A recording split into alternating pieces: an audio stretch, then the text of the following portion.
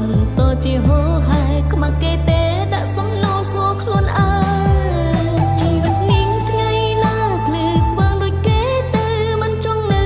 អោបទុកចំបាយគិតដល់ថ្ងៃអនាគតដ៏យូរអង្វែងយំម្នាក់អើយគ្មានអ្នកយល់ពីខ្ញុំទេ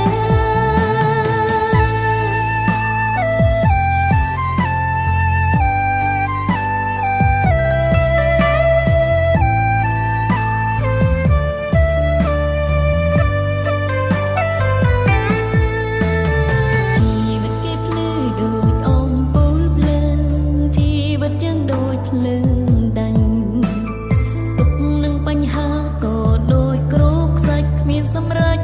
ការងារអ្វីមួយឡើយអាយុក៏ច្រើនបញ្ហារិនច្រើនខំតងឡើងតែមិនដល់ត្រូវខំយូរដែរហើយតែចុងក្រោយបរាជ័យដល់ដែរ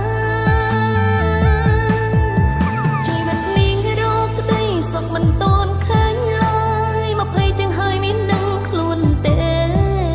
គេក្មេងៗជោគជ័យបន្តជាហូរ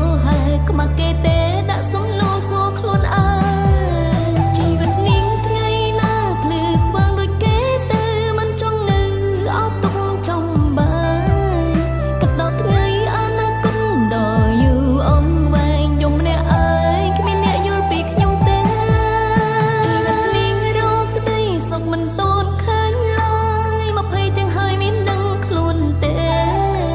គេក្មេងៗជោគជ័យបន្តជាហូរហែខ្មាស់គេទេ